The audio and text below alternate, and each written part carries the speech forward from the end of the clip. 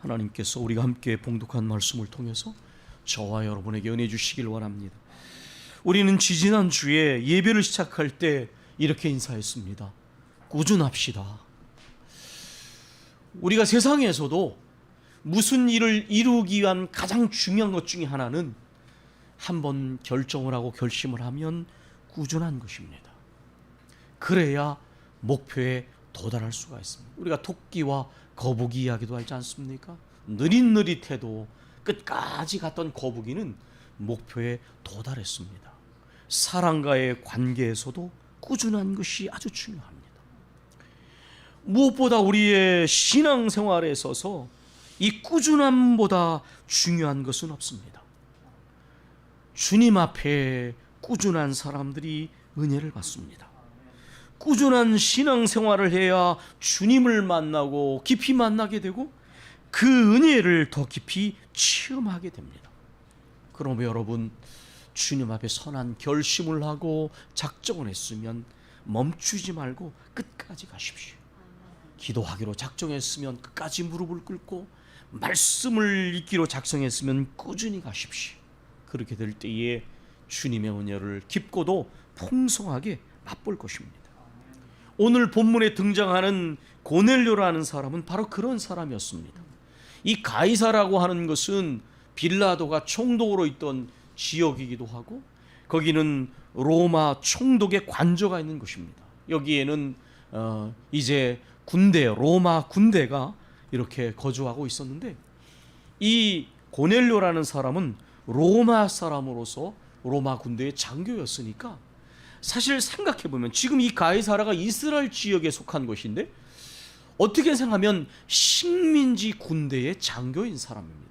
백부장은 100명의 부하를 데리고 있는 사람인데, 사실 요즘으로 말하면 중대장 정도 되지만, 그러나 실전 경험이 굉장히 많은 이 백부장들은 전투에서 실제적으로 실전 경험이 많은 사람들이고, 또 식민지 안에서 상당한 권한을 가지고 있는 사람. 옛날에 보면 이 군인들이 아주 폭력적인 일들을 많이 하는 것을, 그래서 세례요한도 말하지 않습니까?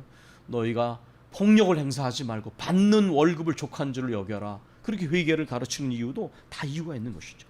그런 독특하게 이 고넬료는 군인이었고 이방인이었지만은 그에 대해서 10장 초반부에 소개하는 것처럼 경건한 사람이라고 그랬습니다. 경건한 사람이 끊어진다, 끊어지고 있다. 이미 구약시대부터 시편 기자는 그렇게 말했습니다. 경건한 사람이 희소해지기에 그런 사람 찾기가 참 어렵다. 오늘날도 그런 것 같습니다. 표면적 그리스도인들은 많지만 경건한 신앙생활을 하는 사람들은 점점 줄어든 듯한 느낌을 받습니다. 그는 경건할 뿐만 아니라 온 집안과 더불어 하나님을 경외했습니다. 그리고 그의 부하들, 하인들까지도 하나님을 경외했습니다. 그리고 나중에 그의 그 부하와 하인이 베드로 앞에서 하는 말 있지 않습니까? 백부장 고넬료는 의인이요 하나님을 경외하는 사람이요 온 유대 민족에게 칭찬을 받는 사람입니다. 다시 말해서 이 고넬료는 우리 장로님도 오늘 기도해 주신 것처럼 선한 영향력을 가진 사람이었어요. 자기의 믿음이 경건할 뿐만 아니라 가정이 함께 하나님을 경외하고 아랫사람들까지도 하나님을 경외하는 사람들이 이렇게 신실하게 있고 또 칭찬하는 거 보면 그는 선한 영향을 끼친 사람이었습니다. 백성을 많이 구제하고 하나님께 항상 기도했다 그랬습니다. 여러분, 이 사람은 식민지 어떤 그 식민지에서 어떻게 생각하면 그 나라를 압제하는 그런 나라의 군대 장교입니다. 그런데 오히려 그 백성들 가운데, 압제받는 백성들 가운데 칭찬을 받았습니다. 그들을 구제하고. 우리가 일제시대도 그런 사람들이 있잖아요. 이 정치하는 사람 대부분이 그럴지라도 보면은 좋은 일본 사람들이 있었어요. 의로운 사람들이 있었습니다. 그런 것처럼 이 고넬료도 이렇게 보면 하나님을 경외하며 선한 영향을 미치고 오히려 백성들을 많이 구제하고 항상 기도했다 그렇게 말했습니다. 여러분, 꾸준한 신앙생활 중요한 것입니다. 하나님께 기도하든지 말씀에 순종을 하든지 선한 일을 하든지 멈추지 마십시오. 때로는 그렇게 가다 보면 어려움도 있지만 꾸준하게 가면, 일관되게 가면, 여기에서 이 고넬료가 그날도 제9시 기도 시간에 우리가 6시간을 더 하면 되니까 오후 3시 시간, 이것은 유대인들이 아침 9시와 12시에 3시에 기도하는데 이는 유대인도 아니면서 이렇게 기도하는 것이 습관화되어 있었습니다. 그 결과가 무엇입니까? 내 기도와 구제가 하나님 앞에 닿았다. 그리고 하나님이 기억하신 바 되었다. 여러분, 얼마나 복이 있습니까? 하나님 앞에 우리가 하는 모든 일들은 헛되지가 않습니다. 하나님께 상달이 되고 하나님이 기억하신 바 됩니다. 우리가 그 소망을 가지고 우리가 꾸준하게 우리의 기도가, 우리의 믿음이, 우리의 선한 열심이 이어지기를 소원합니다. 이제 하나님의 이런 응답을 받고 이제 사람을 보내게 됩니다. 50km 떨어져 있는 요바에 사람들을 보내요. 이제 이 구두 이 사업을 하는 시몬의 집에 있는 베드로라 일컬어지는 시몬을 초청해라 그렇게 말합니다. 근데 이 사건은 아주 중요한 의미를 가지고 있는 사건입니다. 여러분, 우리는 사도행전 1장 8절이 이 사도행전의 주제 구절인 것을 아시죠? 성령이 너에게 임하시면 너희가 온 예루살렘과 온 유대와 사마리아와 땅까지로 내 증인이 되리라. 하나님의 말씀은 1.1획도 변함이 없고 헛되지 않는 반드시 역사를 이루는 능력의 말씀입니다. 아멘. 우리가 눈에 보이지 않고 잘 느껴지지 않을 때도 우리가 이 믿음을 잃지 않아야 됩니다. 제가 지난 주간에 제 바로 밑에 있는 여동생이 원주에서 목회를 하는 목사인데 이제 여동생도 얼마 전에 목사 안수를 받았어요. 그런데 이렇게 예성 지방에서 그쪽 지방에 이렇게 짧은 유튜브 동영상에 돌아가면서 말씀을 전하는데 자기 간증을 하더라고요. 이 40이 넘어서 늦게 신학을 했거든요. 그러니까 굉장히 많이 고생을 했습니다. 정말 맨몸으로 학원을 100명까지 만들었다가 또 다시 개척을 하려니까 얼마나 많은 어려움을 겪었는지 몰라. 세 아이를 데리고 정말 경제적으로 엄청난 어려움을 겪었어요. 근데 아무리 열심히 노력을 해도 교회가 부흥을 안 하는 거예요. 그러니까 낙심을 했어. 내가 이거 무능한 건 아닌가?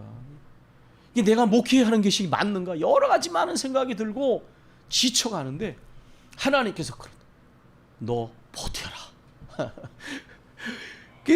이게 이 말씀이 굉장히 위로 같은 거예요. 그냥 하나님 앞에서 우리가 막 열매가 많이 나타나고 그러면 신이 나죠. 그런데 믿음이라는 게, 사역이라는 게 때로는 아무 열매가 안 보이는 걸 느껴질 때가 있어요. 아무리 기도해도 주님이 안 드시는 것처럼 느껴지고 그때가 힘이 든 거예요. 그러나 그때가 믿음이 필요한 거예요. 아무것도 느껴지지 않고 보여지지 않고 열매가 나타나지 않는 것 같아도 하나님은 보고 계신다는 걸 기억하셔야 됩니다. 하나님은 오히려 우리가 그 안에서 인내하면서 주님을 바라보고 소망 가운데 나가는 그 마음을 보시면서 귀히 여기시는 거예요. 그러니까 눈에 보이는 게 전부가 아니에요. 사람은 외모를 보고 눈에 보이는 것을 따지고 그걸로 사람을 판단하지만 하나님은 그렇지 않다.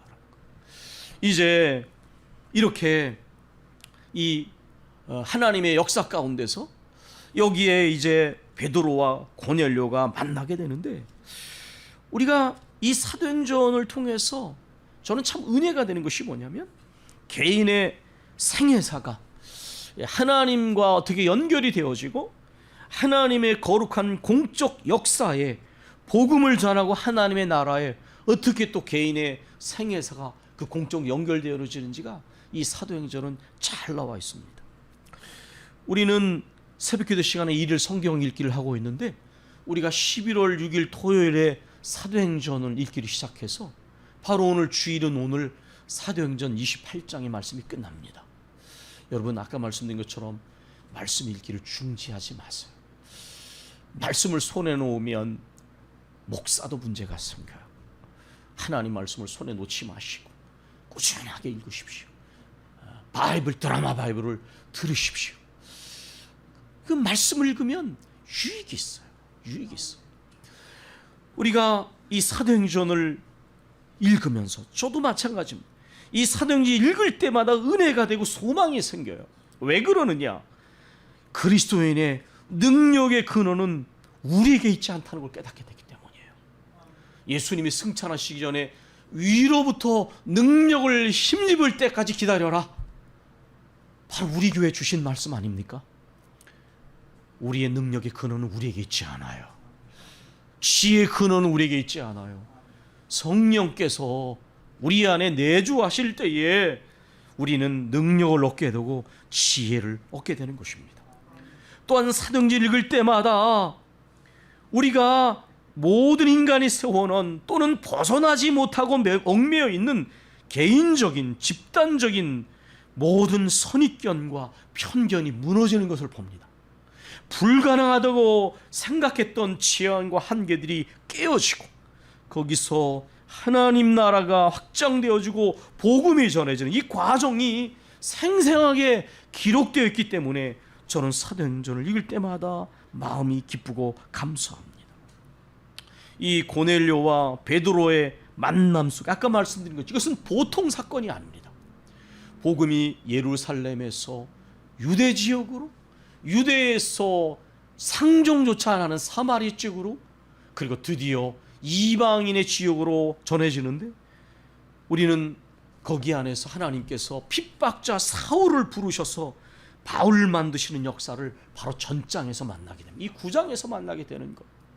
그리고 13장에 가게 되면 이방 선교의 중심지인 예루살렘 교회뿐만 아니라 이방 선교의 중심지인 안디옥 교회가 이제 바울과 바나바를 이방 선교를 위하여 기도하고 금식하며 세우는 장면을 보게 됩니다. 오늘 우리가 함께 읽은 이 본문의 28절에서 베드로가 하는 말, 이르되 유대인으로서 이방인과 교제하여 가까이 하는 것은 위법인 줄 너희가 알거니와. 이것은 무엇입니까? 이것은 바로 하나님의 말씀이 아니라 자신들이 세우는 이 전통이 얼마나 걸림돌이 되는 것을 보여줍니다. 저는요, 저 자신에게도 끊임없이 깨어져야 할 편견이 있는 것을 봐요. 때로는 누구에게 한마디 들은 것이 저를 얽매고 있어요. 그게 좋은 뜻으로 얘기한 것이라도 그 편견, 제가 언젠가 아주 우스갯소리를 말씀드렸어요. 소고기는 생일날만 먹는 거로 생각을 했어요. 굉장히 오랫동안 누가 그런 얘기를 하면 제가 굉장히 철학 맞아 보일지 모르지만은 저희 어렸을 때 그랬어요. 뭐 그렇게 미역국을 먹는다는 건 생일이고 소고기국을 먹는 건 굉장히 어려운 일이고, 자랄 때도 소고기국은 생일이라 먹는 거니까 이 밥에 소고기국은 생일날만 먹는 거예요. 그러니까 서민들은 지금도 소고기가 비싸니까 소고기를 사 먹는 거를 굉장히 어려워하지 않습니까? 말 한마디, 작은 삶의 경험이 우리에게 굉장한 고정관념을 만들어내는데 이게 신앙에도 굉장히 많습니다. 얼마나 많은 그리스도인들이, 얼마나 많은 교회들이 자신들의 고정관념과 편견과 선입견 때문에 하나님의 더 풍성하신 은혜를 경험하지 못하는지 몰라요. 여러분, 베드로가 누굽니까? 12사도의 가장 수제자라고 불려진 인물이 아닙니까? 성령을 경험하고 나서도 베드로 안에 아직도 깨어져야 할 편견이 있었어요. 그래서 바로 우리 10장에서 하나님께서 베드로에게 그 편견을 깨기 위해서 이 정결하지 못한 짐승을 잡아먹으라는 환상을 3번씩이나 보여주시잖아요.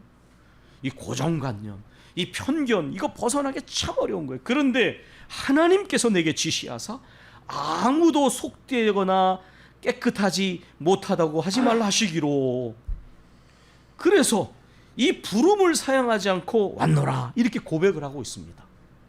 이 고넬료의 부하와 이 하인들 앞에서 말입니다. 그 다음에 묻습니다. 무슨 일로 나를 찾아왔느냐? 그러니까 이 사람들이 자초지종을 이야기합니다. 아까 말한 것처럼 우리 주인인 고넬료는 이제 로마의 백부장인데, 아까 말한 것처럼 이렇게 경건한 사람이요, 그리고 의로운 사람이, 사람과의 관계도 바르다, 그런 말이에요. 의로운 사람이요, 온 유대 온 족속의 칭찬을 받는 사람입니다. 그런데 그가 기도하다가 하나님의 말씀을 듣고 당신을 초청하라는 소리를 들었습니다. 베드로가 고백합니다. 내가 참으로 하나님은 사람의 외모를 보지 아니하시고 각 나라 중 하나님을 경외하며 의를 행하는 사람은 다 받은 줄을 깨달았도다. 제가 노예 가니까 정말 깨어져야 될 부분들이 많더라고요.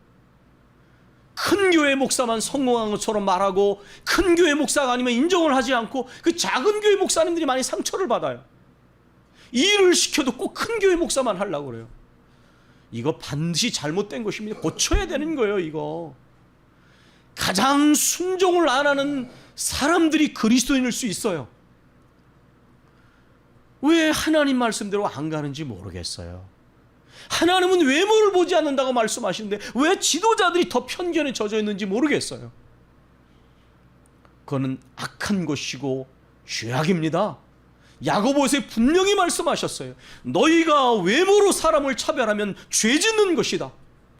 그런데 차별을 얼마나 하는지, 얼마나 편견을 가지고 있는지, 교양 있고 많이 배우고 돈 많이 가진 사람을, 권력을 가진 사람이 교회에 오면 어서 오십시오.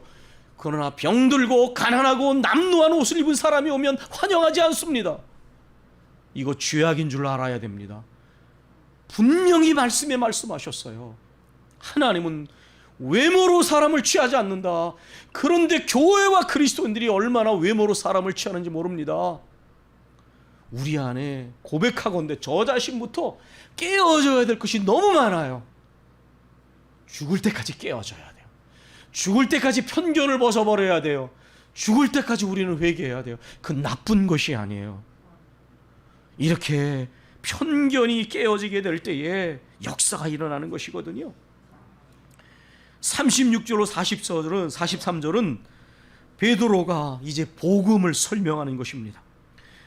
하나님과 인간 사이에 화평을 이루시고 인간과 인간 사이에 화평을 이룬 이 복음, 바로 예수 그리스도를 통한 이 복음, 예수 그리스도께서는 마귀의 권세로부터 인간을 구원하신 분, 죽임을 당하셨으나 사흘 만에 부활하셔서 죄와 사망 권세를 이기시고 죄사함을 주시는 구원자이시며 산자와 죽은 자의 재판장이 되신 예수 그리스도, 이 예수 그리스도를 전하도록 바로 부름을 받은 증인이 바로 나입니다. 우리들입니다.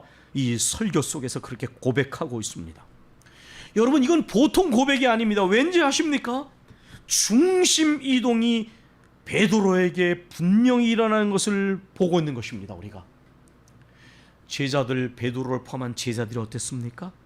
그들의 관심사는, 이전의 관심사는 자신이었습니다. 그 분명한 증거가 무엇입니까? 그들은 늘 평소에 주님 앞에서도 티격태격했습니다. 누가 높냐? 주님이 왕이 되시면 누가 더 높은 자리를 차지하느냐? 세속적인, 지극히 세속적인. 그래서 그 결과가 무엇입니까? 자기 중심적으로 자신들의 욕망을 추구하기 위해서 주님을 따르니까 십자가를 질 수가 없는 거예요. 고난은 회피하고 싶은 것이 되는 것이에요. 그래서 그들이 십자가 사건 근처에 얼마나 참다한 실패를 했는지 아시고 있지 않습니까, 여러분? 주님을 죽는데도 감옥에도 따라가겠습니다. 지키지 못했습니다.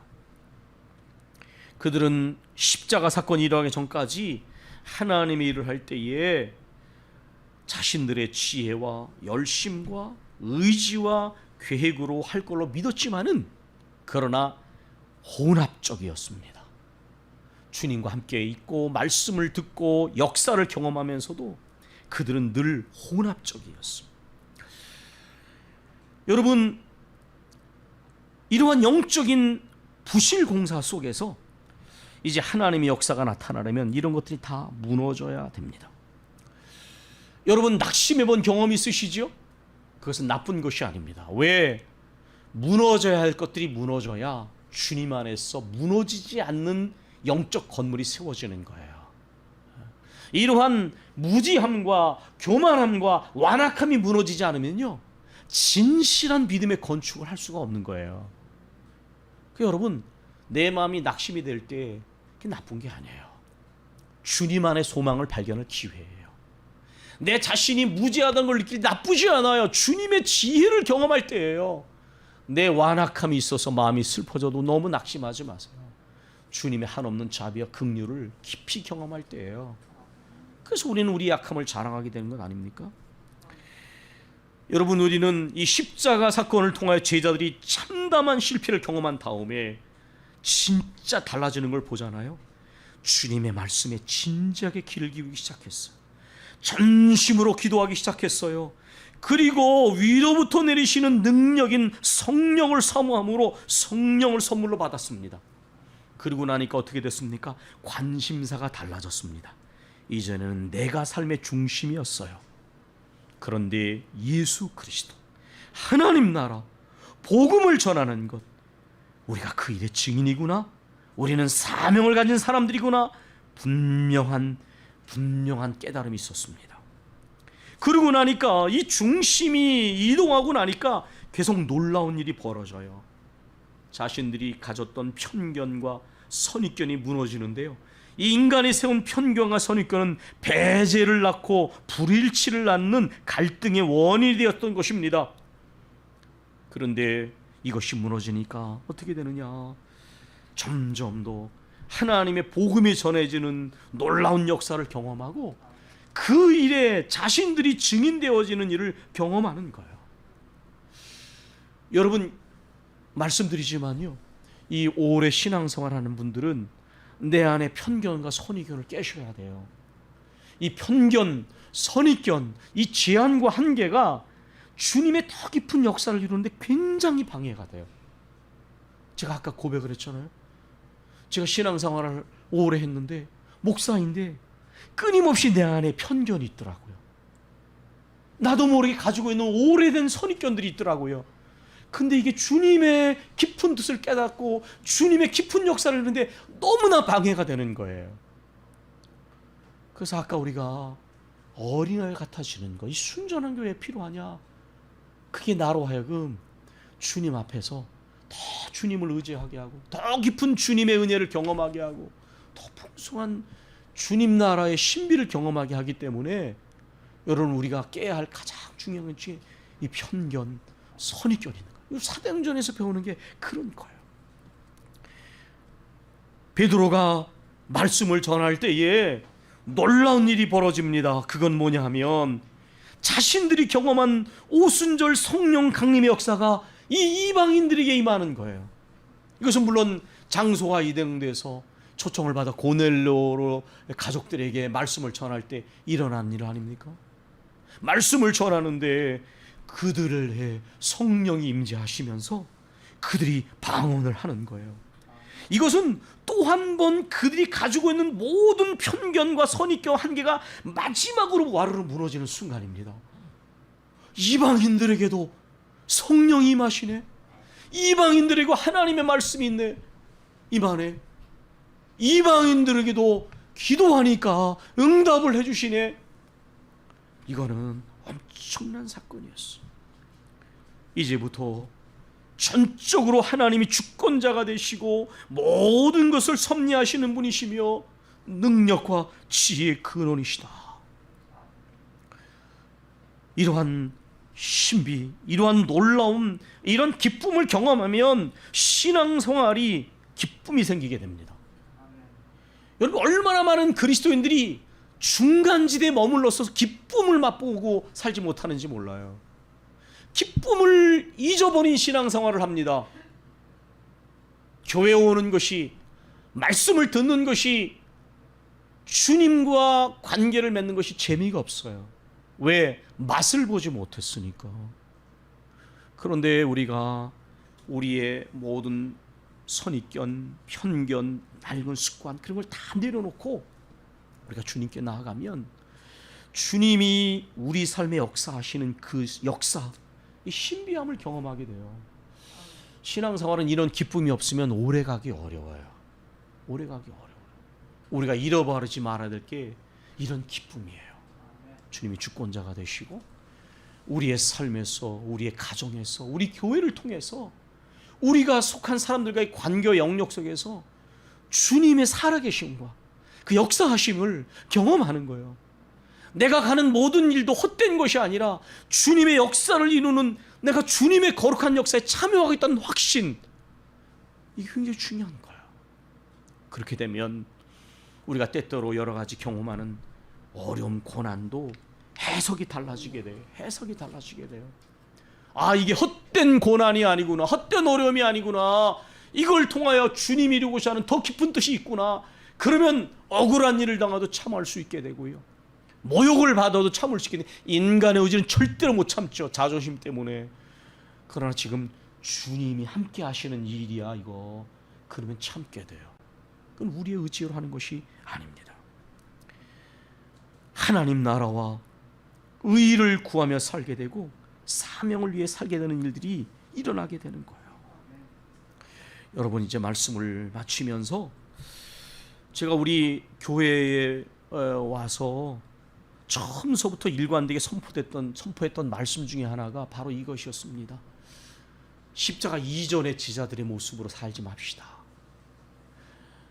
주님을 믿노라지만 온전히 믿지 못하고 주님의 능력과 지혜를 의지한다고 말하지만 여전히 우리 열심과 우리의 지혜와 우리의 계획을 의지하는 것을 내려놓고 온전하게 말씀에 사로잡히고 성령에 사로잡히고 온전한 무릎의 사람이 됩시다.